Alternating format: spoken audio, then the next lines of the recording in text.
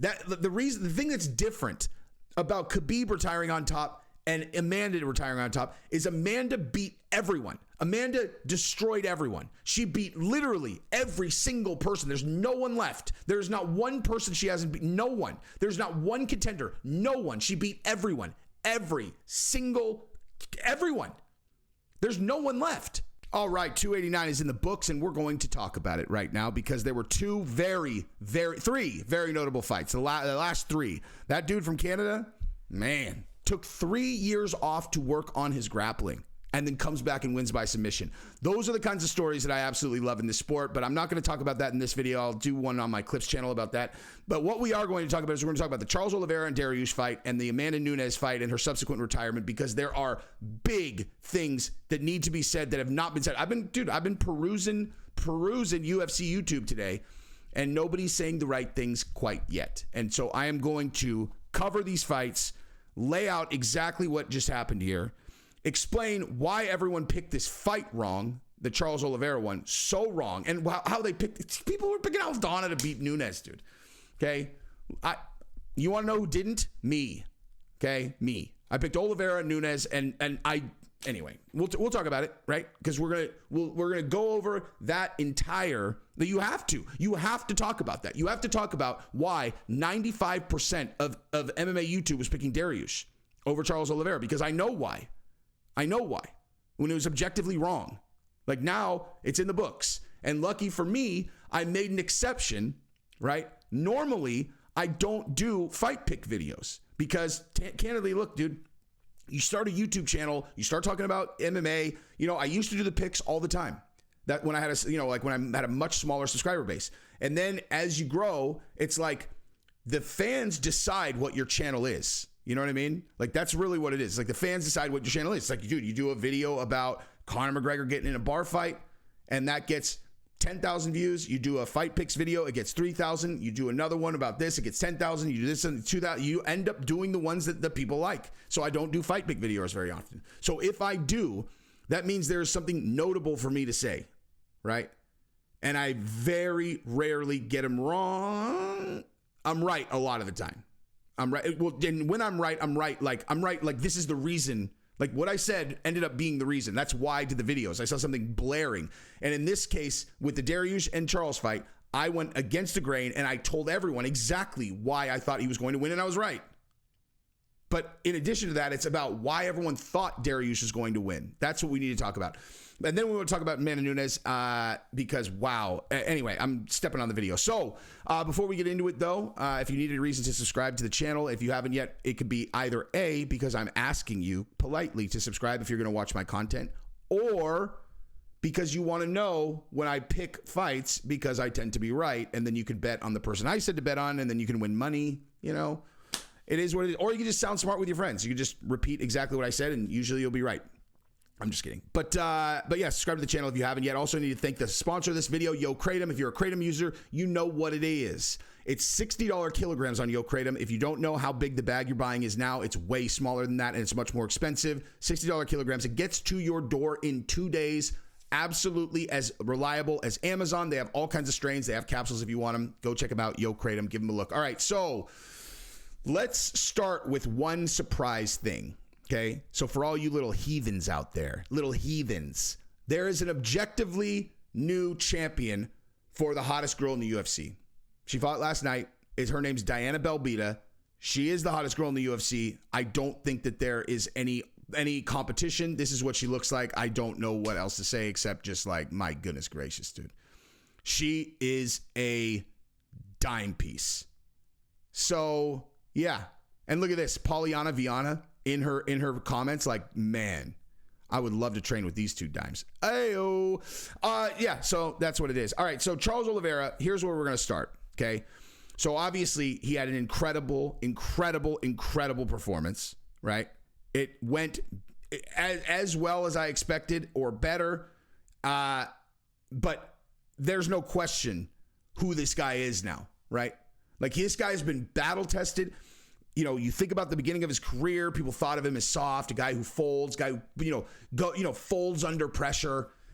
And then he goes on an 11 fight streak where in almost every single one of his like last 3-4 fights, he was under tremendous pressure, you know, hurt, and he absorbed it. He focused himself and he ended up coming back and winning, right? But that's in those fights. This is a different kind of test. Now he was champion. He got knocked off his pedestal. He got dominated by Islam Makhachev. How's he going to respond? My bet was he was going to come back identical to how he was before. My bet was that the Islam Makhachev stylistic matchup was the problem for him. That this is like Makhachev is a very, very, very challenging puzzle for him to solve. Not just for the reasons that everybody was saying, oh, he's, you know, he's better grappler. Blah, blah, blah. It's not just that. The part that people were not taking into account on the Islam fight, or you know, I don't know if they will now, is how challenging it is to hit Islam. He is almost impossible to hit. You know, Volkanovski had a little bit of success, but nonetheless, like, he's not going to get in a firefight with you. He's going to surgically pick you apart. Anyway, bottom line is, I watched Dariush. Actually, hang on, I'm stepping on this. First, we want to do this, all right? Let's first just start right here. So, in case you didn't see who my pick was, okay, I'll give you a couple, like, you know, a minute so you could just hear the summary of who I was picking. Now, why is everyone picking Charles Oliveira to lose again? Like, why is everyone picking him to lose? Okay, if you're honest with yourself, it's because you're like, well, you know, he had his run, now he got knocked off his pedestal, whatever. Like, there's no way that anyone seriously thinks that from a stylistic matchup that Dariush is some dominant thing that's going to beat Charles Oliveira. Based on what? But what? Show me the evidence that stylistically Dariush is some huge, overwhelming favorite. Okay, he throws wild. Okay, that was, honest to God, that was the main thing that I saw. I watched a bunch of Dariush's fights, and I'm like, how does anyone think that this guy has any kind of advantage on the feet? Charles is gonna whip his ass on the feet. Like, I've never felt more confident in any, you know, like, I mean, mixed martial arts is very complicated, but at least in one part of the game, right, I could not have been more confident that Dariush was an enormous underdog on the feet versus Charles. I was looking at him like, what are they watching? There was a video that I watched yesterday. I should have, actually, no, I would have gotten this demonetized. There's a video I watched yesterday, right? And it was Dariush's incredible knockout, right? They're short. It's a short, right? And the whole point is like, watch this incredible knockout from Dariush. And in this sequence, he gets punched 7 times. He's wobbled. He's almost going down. And then he ends up knocking the guy out. I'm like, okay, all this video did is show me that against a tremendously inferior opponent to Charles Oliveira that he got hurt. That's great that he ended up knocking the guy out. So how did he do against other guys? Like, he can't even finish these, like, these last 3. He can't even finish these guys. You know what I mean? Like, he's not a finisher. I don't understand. And okay, anyway, but here. He's got great strike, you know, like, he's dangerous on the feet, but he throws wild. He's not like super sit there, super crisp guy. He's not like Makhachev. Makhachev is 10 times more surgical and crisp than on the feet than Dariush. It doesn't mean he's not going to catch Oliveira, right? It doesn't mean that he's not going to catch him. And look, it doesn't mean 100% that Charles is going to win. But everybody picking Dariush, I'm like, I don't understand, okay? And the ground game, no one has better jiu-jitsu than Charles Oliveira. No one. Dariush does not have better jiu-jitsu than Charles Oliveira. Oh, my gosh. Wait, hold on. Was I the only person in the entire community that said that, I feel like? I think I was. I think every single person said that Dariush would mop Charles on the ground. Well, apparently, all that time in the gym has given me a very trained eye, because Charles did better than Dariush in the grappling exchanges when no one was hurt. Charles, dude, for me, like, it's not a grappling match. It's mixed martial arts, right? And you look at Charles, when he uses his grappling, he goes in to kill, okay? Dariush is great on scrambles. Dariush has great, he has a great pedigree, but this is mixed martial arts. Charles Oliveira, in my opinion, I think has, let me think about this. Okay, I'm not going to say that. I was going to say best jiu-jitsu in the UFC, but like, he is a guy where if he jumps on you in a mixed martial arts fight, you are very close to being finished every single time. Like, he's like 2 movements from finishing you every time. Okay? He is the most dangerous jiu-jitsu practitioner in the UFC in terms of like, he's on you, you're in serious trouble instantly. Serious. That's what I was looking at. I'm like, I don't understand. I'm watching Dariush. I know he's a world champion, Nogi. I get it. But like, anyway, bottom line is, let's talk about why everyone picked Dariush, because I do know why everyone picked Dariush, and it has nothing to do with their skill sets. It has nothing to do with anything other than this two very specific phenomenons. Okay, one is you overblow guys who are getting hosed by the UFC. You overblow how good they are in many cases, right? And there's lots of like hype train stuff, but you overblow. It's like they're getting overlooked. They're like, people don't even get how good this guy is, man. They don't even get it. They do not understand how good he is. And it's like, yeah, but then sometimes you watch and you're like, dude, I don't see it. I never saw it with Dariush. Never. I'd watch this fight. I'm not saying he's not a good fighter. I'm talking about like, is he better than these absolute top guys? I just, it's nothing against him, dude. It just is what it is. Charles lost his last fight. Everyone falls into this, okay? And it's not because of your skill. It's because people do not analyze information correctly when it comes to mixed martial arts. They go off of history. They don't realize that they do it, but that's what they do. Because normally a guy goes on a title run, they lose the title, and then what happens? They usually keep losing, okay? They usually keep losing. That's why when Alexander Volkanovski beat Holloway, and then he beat him again, everyone picked Holloway to lose Decatur, and then they picked Yair Rodriguez to beat Holloway, and I didn't. Because I analyze information differently. It's like, who did they lose to and how? Right? Who did they lose to and how? Oliveira lost to Islam Makhachev, who's objectively better in everything than Dariush. A much different style. I mean, people might think it's a similar stylistic matchup. It's not. Okay? It's not. And so Charles still has a big uphill battle on his hands when he goes and fights Islam. But, he is a star now, in case everybody missed that. He's a star, man. Like, he came out like Sean O'Malley last night. Seriously. Like, that's what a star's entrance looks like. And he's coming off a loss. He came out floating on air. He jumped, like, dude, that was, it is an absolute shame that he doesn't speak perfect English, but nonetheless, he's a star now. So what I'm going to say about that particular item is that they're planning on doing Islam. I think they're planning on doing Islam and Charles in Abu Dhabi. I'm trying not to swear. F that, dude. No, not in Abu Dhabi. That's not fair, dude. You did it in Abu Dhabi last time. Okay? No, that's not fair. I'm not saying you necessarily need to do it in Brazil, although that would be awesome. But Islam did his last one in Australia against Volkanovski, so he shouldn't have to do that again. But mutual territory is where you do this one, because this is serious business now. Like, this is serious business. Okay, Charles won 11 in a row. 11 in a row. He lost to Islam. He comes back and wins in first round knockout.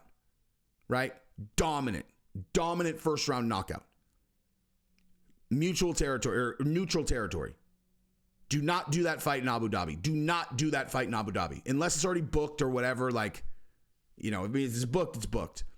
But if there's flexibility, do not do that in Abu Dhabi. It's not fair.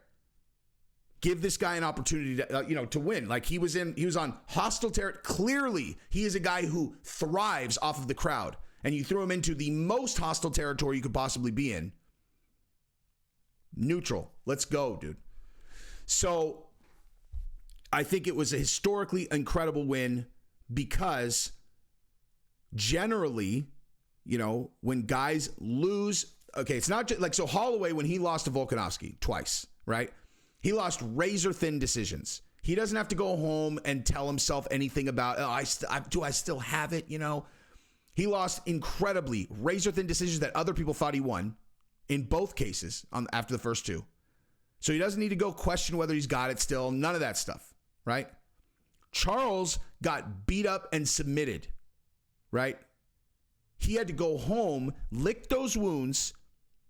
Remember, people wanted to turn him around super fast. He's like, no, I'm not ready for that yet.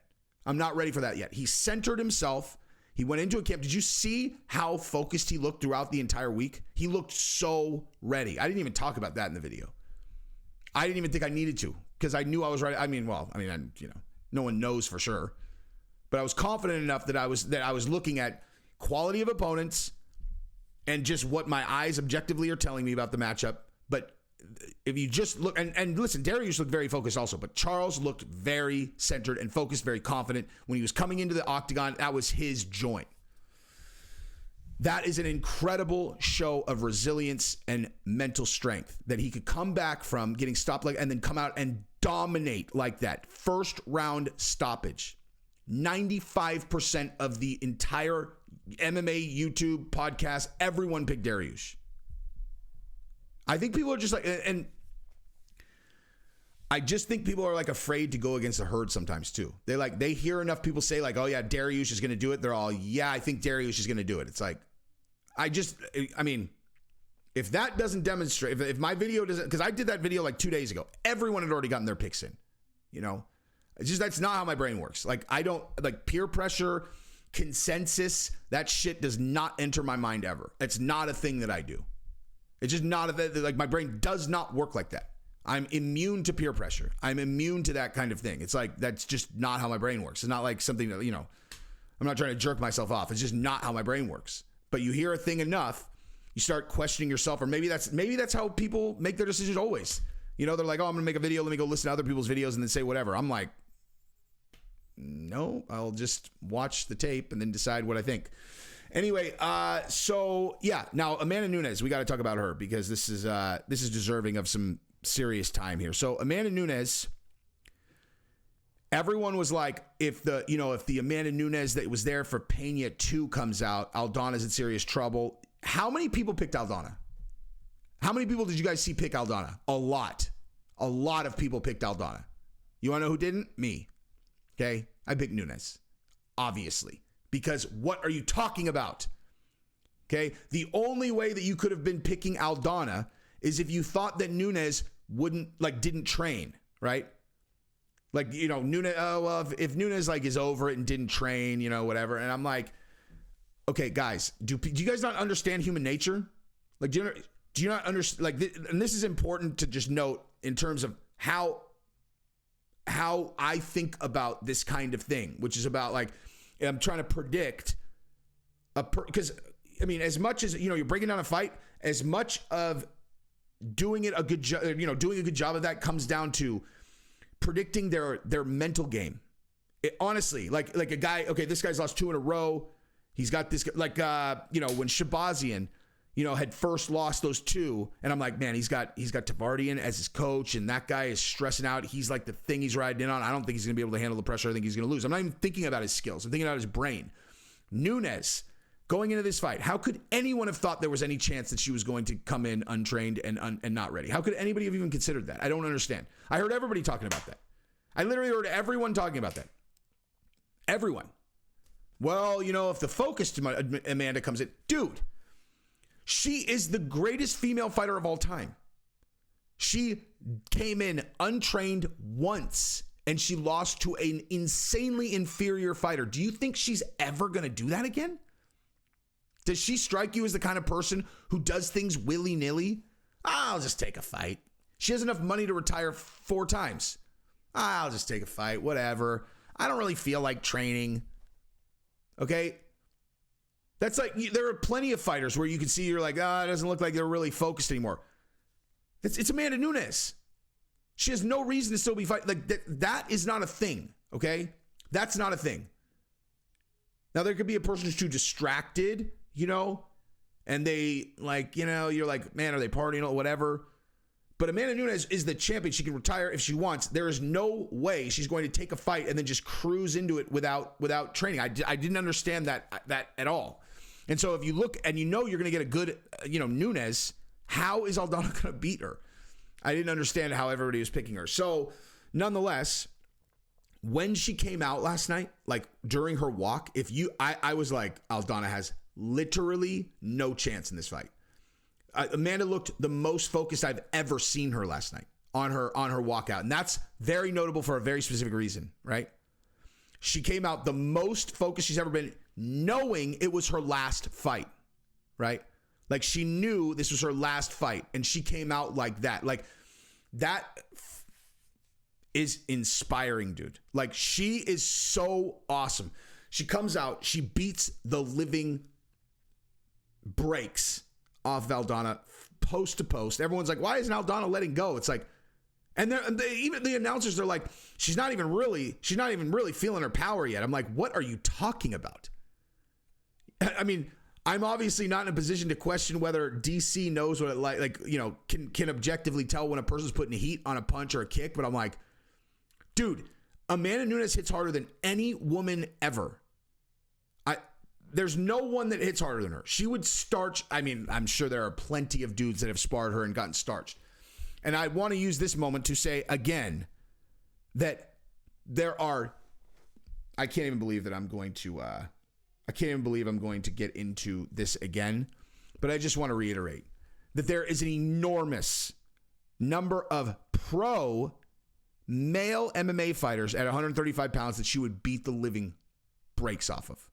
Okay. I'm not talking about in the UFC, not UFC fighters, I'm talking about low tier pros she would annihilate. She's super. You think that those punches hurt less if you're a dude? They don't, dude. But nonetheless, she came out, she annihilated Aldana, and then she cut her gloves off. Her retirement was incredible, and this is why it's so amazing. No one in the history of the UFC, not one person in the history of this sport has ever retired on top like that. Never. Never. That has never happened before. Never once happened. Not like that. Okay? Never once. Not one time has a person, run through every single person, still retain the belt. Certainly, obviously, not retain 2 belts, and in the prime of their career, laid it down. It's historical. And here's the deal. I can't believe I'm going to say this, but I can't believe I'm going to say it. I think I'm going to take shit for it.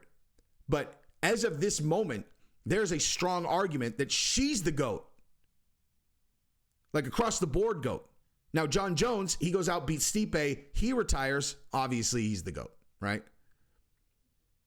Oh, wait. What am I talking about? Khabib did that. Never mind. Khabib did the same thing. But Khabib retired early. Like, that's the thing. Like, that the thing that's different about Khabib retiring on top and Amanda retiring on top is Amanda beat everyone. Amanda destroyed everyone. She beat literally every single person. There's no one left. There's not one person she hasn't beat. No one. There's not one contender. No one. She beat everyone. Everyone. There's no one left. They're talking about Rachel Pennington. They're like, I guess you could have Pennington fight her. I guess we could do Juliana Pena again. It's like, man, that last one when she trained was pretty decisive. I was there for that one. You could hear her. We were pretty close, but you could just hear that, like,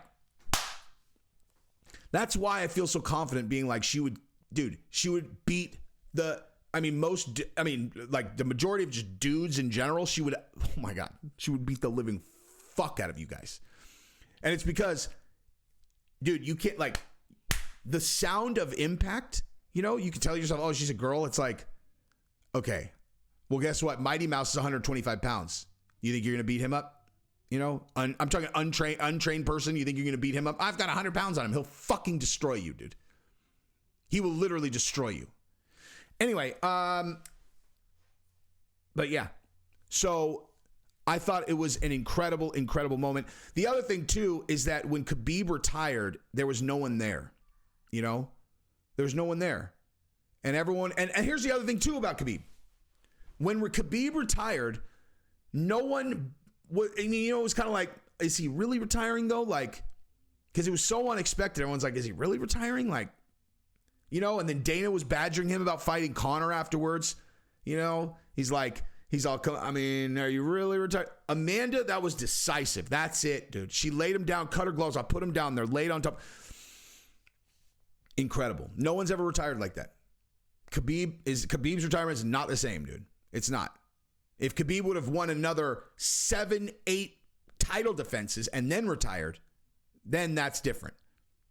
You know what I mean? That's different. Now, John Jones, if he wins another heavyweight fight and then retires, that's a whole different story. He official.